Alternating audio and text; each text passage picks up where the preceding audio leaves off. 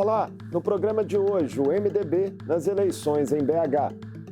A tradicional legenda se aliou ao PSB na disputa pela Prefeitura de Belo Horizonte. E o vereador e presidente da Câmara Municipal, Gabriel Azevedo, que encabeça a chapa, é o quinto participante da nossa série com os candidatos ao comando do Executivo da capital. A entrevista tem duração de 21 minutos, contados a partir de agora. Bem-vindo mais uma vez ao Mundo Político, Gabriel. Prazer é todo meu estar aqui contigo e com vocês que nos acompanham. Gabriel, no seu programa de governo apresentado ao TSE, é assinalado que a cidade tem uma janela de oportunidade de 2025 a 2028 com a renovação do contrato das empresas de ônibus e a revisão do plano diretor. Quais serão suas prioridades, primeiro, em relação ao transporte coletivo? Interessante você colocar isso justamente porque eu conduzi na Câmara Municipal a CPI da Caixa Preta da BH Trans, que esmiuçou o contrato. Aliás, ninguém sabia onde estavam as caixas pretas, porque não era uma, eram 8. E nós abrimos, lemos e vimos tudo que foi feito de errado e o que a gente precisa fazer diferente. Primeiro ponto, nesse contrato atual de 2008 para durar até 2028, todo o serviço fica à disposição de um grupo só. Olha, nós vamos aqui conceder garagem, ônibus, combustível. Resultado, na CPI eu percebi que tinha nota fiscal de combustível de Divinópolis para superfaturar o preço. Então, a diferença é particionar o serviço. Segundo, o prefeito de Belo Horizonte tem que liderar a região metropolitana, em conjunto aqui com a Assembleia Legislativa, muito bem presidida pelo meu correligionário do MDB, deputado estadual Tadeuzinho. Sabe o que nós precisamos? De um bilhete único para Belo Horizonte, Ibirité, Contagem, Nova Lima, Betim. Não dá para ter vários cartões. Terceiro ponto, nós precisamos de integração digital. O ônibus, você não pode ter pagamento de dinheiro, gente. Isso é porta para corrupção. Qualquer pessoa com cartão de crédito por aproximação, você passa, está pago. Se eu continuar aqui, eu vou numa lista de 10, 15, 20 pontos, porque nos últimos 3 anos eu me dediquei a um mestrado na London School of Economics, gente. É uma universidade extremamente importante, situada no Reino Unido, com os melhores professores. E o mestrado era sobre cidades. O meu tema de dissertação, como colocar as pessoas de volta nos ônibus da cidade. Então, eu não estou inventando nada. Eu estou me inspirando nas melhores práticas do planeta para trazer isso tudo para cá. VLT também está no seu plano de governo? Está no meu plano de governo. Belo Horizonte foi criada em 1897, 12 de dezembro. No dia 7 de setembro de 1902, começou o bonde. Em 1947, nós tivemos o pico, com 73 milhões de passageiros transportados ano, em viagens. Depois disso, tudo foi destruído e trocaram um modo de transporte limpo sobre trilhos por ônibus a diesel, combustível fóssil, barulhento, sujo.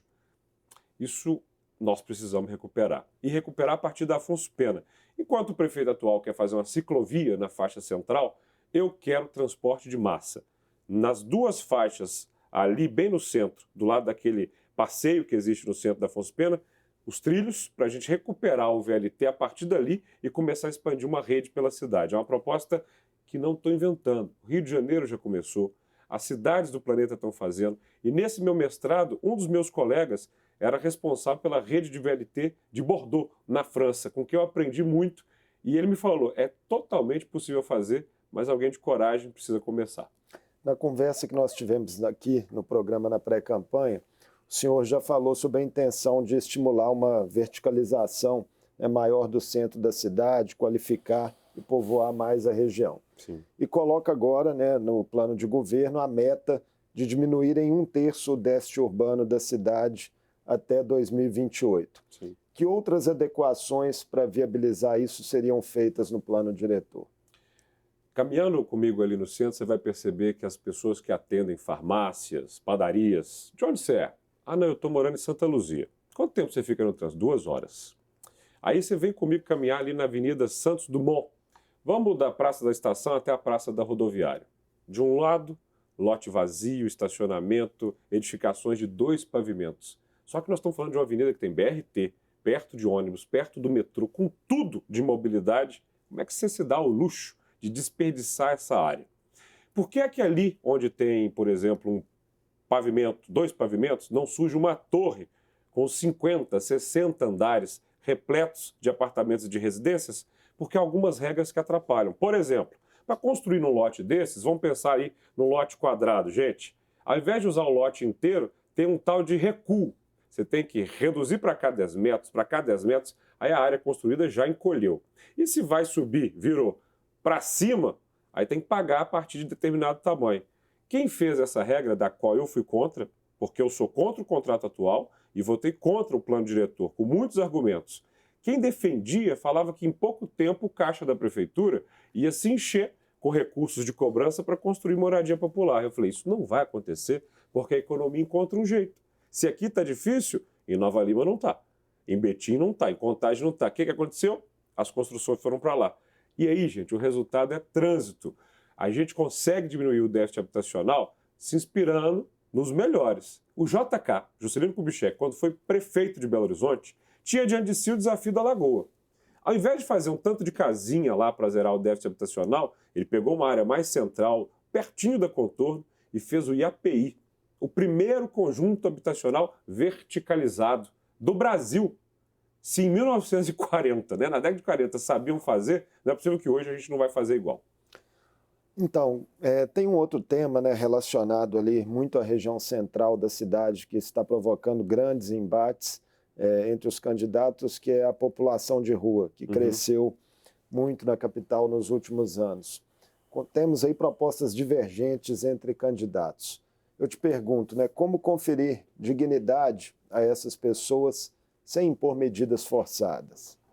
Não se pode impor medidas forçadas porque nós temos Constituição, temos lei, e quem não gosta de gente chegando em Belo Horizonte, quem quer expulsar quem está chegando em Belo Horizonte, deveria começar a ir embora, já que não é daqui também.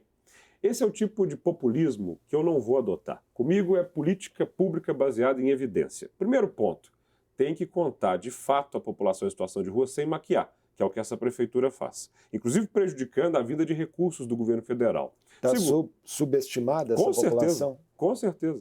Com certeza subestimada para fingir que está tudo bem. Segundo, isso a CPI da Câmara Municipal mostrou. Há uma falha de contagem, há uma falha no procedimento. E aí vem o segundo ponto. Tem equipamento que funciona. Eu não sou desses candidatos que falam, está tudo ruim na prefeitura. Não, não. Tem coisa boa. Por exemplo, a casa de passagem, pertinho aqui da Assembleia, em Lourdes. Se a gente for na Timbiras com Amazonas, nós vamos ver uma portinha, deu esse horário, mais ou menos da tarde, as pessoas vão entrar, ficar lá o tempo, e por volta das 6 recebe toalha, escova de dente, tem direito a jantar, tomar banho, pernoitar em quartos pequenos, de 4 a 6 pessoas, acorda, café da manhã, trabalhar. E tem que ter trabalho movimentando a economia, porque se está tudo parado, vai faltar emprego mesmo. Esse é um tipo de equipamento que funciona. Pouquíssimas vagas. No meu plano de governo está a ampliação desse tipo de vaga. Como? Volto lá na Avenida Santos Dumont. Pertinho da Espírito Santo tem espaço para adensar, crescer, fazer prédio, moradia. E aí você cobra de imediato para quem está fazendo um prédio que é mais alto, que tem mais capacidade de habitação, uma contrapartida imediata. Não para ir para um fundo. Aí você tem um hotel Majestic, ali também na rua Espírito Santo, um prédio em Art Deco maravilhoso, vazio. Vai construir aqui, mas vai reformar aqui para que ele seja uma casa de passagem que consiga abrigar essas pessoas. Pontuando localidade a localidade na cidade, você começa a ter espaço para essas pessoas terem dignidade e retornar à própria vida. Mas sem mexer a economia da cidade, sem fazer geração de emprego, de riqueza, muita gente vai acabar na rua mesmo desempregada, sem condições. E tem que ver, terceiro ponto, que a população em situação de rua não é o mesmo tipo. Você tem ali desempregados, tem sem gente condição. que inclusive resiste a sair, né, da rua. É menor. Isso é uma coisa que a CPI mostrou. Na verdade, você tem situações de vício, em drogas, em álcool. Você tem uma grande parte que perdeu o laço com a sociedade. Perdeu emprego, perdeu o vínculo com a família. Essas pessoas querem muito dignidade, só que não encontram. E a prefeitura, claro, tem que atuar para resolver isso. A saúde também se destaca entre as preocupações dos belo-horizontinos. Em quanto tempo o senhor acredita que seria possível resolver os gargalos das filas por cirurgias e consultas especializadas? Nós temos hoje 30 mil pessoas esperando essas cirurgias. Eu conversei muito com o doutor Salvador, do Mater Dei, e falei, doutor, em São Paulo, a rede pública fez parceria com a rede privada, criou-se mutirão de madrugada. Em quanto tempo a gente zera? 1 ano. E com muito tempo. Por quê? Porque a prefeitura precisa fazer esse tipo de parceria. Vamos lembrar, gente, mais da metade das pessoas que vivem em Belo Horizonte têm plano de saúde, lidam com a saúde privada. E outra coisa que nós precisamos mudar na saúde na nossa capital, vamos tirar da era do papel? A pessoa acordou passando mal. Não, minha garganta está ruim, estou com uma diarreia. Isso tudo não precisa que a pessoa saia de casa e vá para a fila de uma UPA. Isso é o atraso. Ela pode muito bem pegar o celular, entrar no WhatsApp de saúde do município, começar um atendimento, já receber o atestado, porque o trabalhador precisa comprovar no serviço que está passando mal, porque senão vai ter o dia cortado, pode ser até demitido, e vai receber o remédio de motoboy. Isso não estou inventando. Curitiba tem telemedicina. Essas parcerias com a iniciativa privada para cirurgias, como que funcionaria isso do ponto de vista financeiro? A prefeitura teria caixa suficiente? Fica mais barato. Fica mais barato para a prefeitura. E outra, a partir do momento em que você está zerando fila, você está tirando a atenção do sistema. Porque é muita gente esperando, isso vai gerando estresse, vai gerando irritabilidade no nosso servidor da saúde, que, aliás, comigo vai ter um plano de carreira. Gabriel, seu plano de governo traz também um capítulo específico para prevenção de enchentes e desmoronamentos, né, que são intervenções muitas vezes complexas, né, não são simples, são caras em geral. Recursos para essas intervenções viriam de onde? A cidade está fazendo do jeito errado. Deixa eu explicar para vocês. Esse terreno, que hoje é chamado de Belo Horizonte, já foi antes a cidade de Minas e anteriormente era o Curral del Rei. E antes de ter qualquer tipo de habitação aqui, ele já era muito parecido com o que é hoje. E não tinha desmoronamento e não tinha enchente. Por quê? Porque os cursos d'água tinham seus leitos preservados, as encostas não eram dilapidadas. Por que é que as pessoas passaram a morar perto de um curso d'água ou numa área de risco? Porque a demanda por habitação é enorme, a dificuldade de morar perto da centralidade e onde já tem um estabelecimento de cidade só cresce, aluguel cresce, preço de imóvel cresce, e aí essas pessoas, de maneira desesperada, vão se colocando em lugares que não deveriam estar. Como é que a gente reverte isso? Estava no bairro Piratininga. Um curso d'água que vai desembocar lá no Vilarinho, há 3 anos não tinha ninguém morando do lado.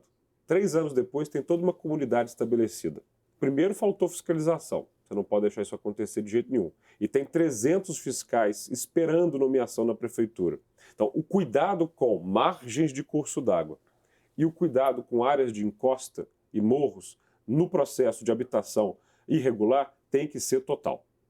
Segundo ponto, se você recupera esta parte desse curso d'água que vai desembocar de maneira muito veloz, porque perdeu ali a capacidade de mata ciliar lá no Vilarinho, você já começa a resolver o problema. Mas deixando muito claro para quem está nos acompanhando, eu sou absolutamente contra essa coisa de chegar um prefeito e parar tudo que já está funcionando na cidade. Obra que está em andamento, continua. Os espaços para contenção de água, isso tudo é importante. Mas nós não podemos ficar com a carinha de Belo Horizonte dos anos 70. Tinha uma publicidade, né, que anunciava assim, olha, o córrego do Leitão agora vai ser resolvido, nós vamos tampar o curso d'água, passar o asfalto em cima. Poxa, isso daí é anos 70. Nós precisamos começar a recuperar os cursos d'água, sabe? Desde Lagoa da Pampulha, a Onça, a Arrudas, com uma grande meta do nosso plano de governo, a criação de vários parques lineares no entorno desses cursos d'água. Os impactos, né, de mudanças climáticas é um tema que, a seu ver, deveria estar mais presente no debate da cidade, até pelo que está ocorrendo no Brasil, né, em outras partes do mundo. Você sabe que eu não coloquei especificamente a palavra mudanças climáticas no nosso plano de governo por uma razão. Eu sou até ousado, sabe? Eu sou um cara ambicioso. Mas ter a pretensão de que uma cidade sozinha vai impedir as mudanças climáticas do planeta é um desconhecimento. Isso tem, claro, que ser um movimento global. Qual é a parte que nos cabe? E eu deixei de maneira muito clara aqui em sustentabilidade na página 15. Vamos começar pelo que é grandioso. Istambul, é uma cidade que eu visitei ainda no meu mestrado, criou um conceito Buffer Zone. Vou falar chato aqui, Buffer Zone. Mas por que eu estou falando isso em inglês para traduzir para o português como zona de impacto? O que é uma zona de impacto numa cidade? Se uma cidade ela vai se expandindo, casinha, prédio, indefinidamente, ela vai consumindo área verde, recurso natural. Isso não é bom. Quando você cria uma zona de impacto, de amortecimento, essa buffer zone é para preservar a área verde, para cuidar do nosso microclima. E qual que é a grande buffer zone, zona de amortecimento que Belo Horizonte tem que preservar? A Serra do Curral. Qual que é a minha proposta? Claríssima, inclusive em conjunto com o deputado estadual Dorgal Andrada, a criação do Parque Metropolitano da Serra do Curral, envolvendo Belo Horizonte, Sabará e Nova Lima. Tivemos até uma audiência aqui na Assembleia. Fiz uma audiência, né? aqui na Assembleia, foi muito interessante, porque você cria um novo eixo de desenvolvimento urbano para a cidade e cria uma zona de amortecimento climático. Quais são as resistências a esse parque hoje? Não tem resistência, pelo contrário, tem falta de atuação da prefeitura. Eu marquei as reuniões, foi a Prefeitura de Nova Lima, Prefeitura de Sabará, Prefeitura de Belo Horizonte não participou. Então não adianta ficar falando que quer preservar a serra só no gogó. Mas estou falando de um projeto grande. Segundo ponto que é muito importante, de acordo com a ONU, gente, nós temos menos áreas verdes por habitante do que nós deveríamos aqui na cidade. E dá para ampliar. Projeto ambicioso, quero colocar abaixo o complexo da Lagoinha, tirar aqueles viadutos e passar por baixo, abrindo ali uma área verde. E tem vários lugares da cidade que você pode fazer de área verde e que ninguém vê. Topo de prédio. Eu sou autor da lei na Câmara Municipal que cria o crédito verde na cidade. Como é que funciona? Olha só, você talvez não está sabendo que a prefeitura não quer que você tenha essa vantagem. Você tem o seu quintal. Passou cimento? Faço não. Tira o cimento e coloca grama. Topo do prédio. Coloca a área de captação de chuva, painel fotovoltaico. De acordo com essa lei, são 70 itens para garantir sustentabilidade nos imóveis. E a partir disso, você ganha crédito na dívida ativa do município. Hoje são bilhões de dívida ativa. Na hora que você coloca isso como uma gincana de pontuação, a cidade fica mais sustentável. Não faltaria recurso para um plano de governo tão ambicioso, assim, com obras como essa, por exemplo, do Complexo da Lagoinha? Se eu pego o Complexo da Lagoinha, tiro os viadutos, passo por baixo, túneis, faço um parque e mudo o plano diretor no entorno disso, quanto custa ter uma janela para um parque? Numa cidade como Nova York, ou em qualquer outro lugar do planeta, ter uma vista para um parque custa. Quantos prédios residenciais existem ali hoje? Zero. Gente, vamos mexer com a nossa autoestima, com o nosso orgulho da cidade? Você já chegou com um amigo de fora, em Belo Horizonte, pela Antônio Carlos? Aquilo dali é um desperdício de tecido urbano, é um desperdício de área. E se você cria isso, aí o que acontece? Geração de valor. E na hora que esses prédios vão sendo construídos no entorno desse parque, quer ver quem já fez? Quem já fez? Eduardo Paes, no Rio de Janeiro. Perimetral. Mesma lógica do Complexo da Lagoinha. Demoliram parte da cidade, fizeram um viaduto, ficou horroroso por anos. Eduardo Paes falou, eu, eleito prefeito, vou botar abaixo a perimetral. E vou fazer um túnel por debaixo e criar ali o Porto Maravilha. Resultado, sabe quantas pessoas se mudaram para o centro do Rio de Janeiro? 30 mil. Sabe quanto começaram a valer os lotes? Vários milhões que eles não valiam. E agora ele está anunciando parque flutuante, o Museu de Arte do Rio, a requalificação do edifício à noite, que estava vazio há muito tempo na Praça Mauá.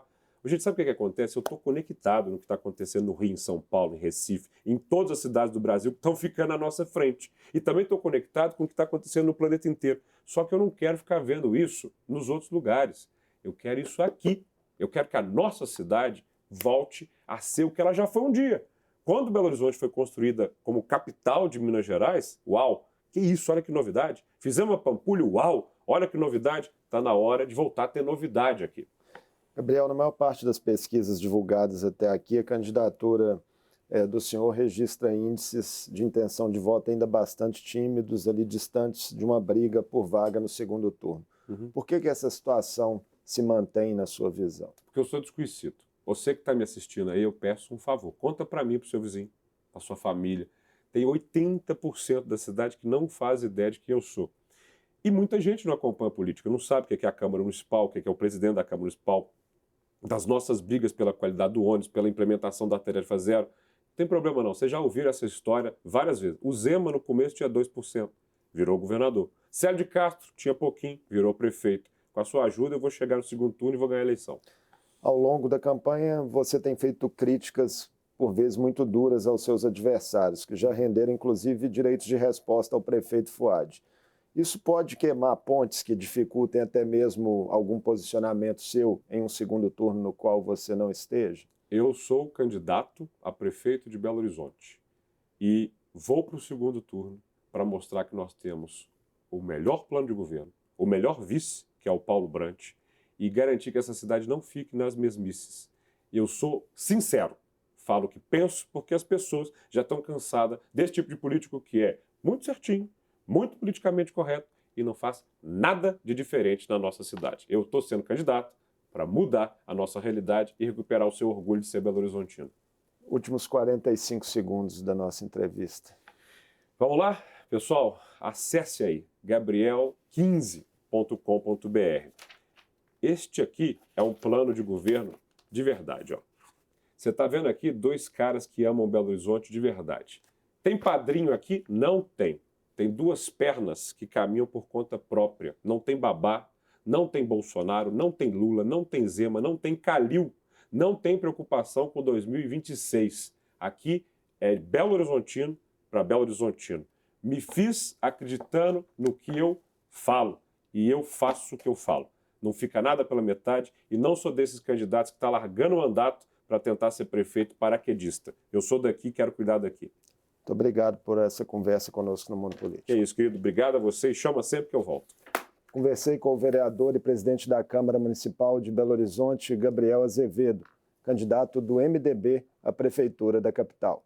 Essa é a 5ª entrevista da série que fizemos com os postulantes ao comando da capital. E a gente fica por aqui. Obrigado por nos acompanhar e até o próximo programa.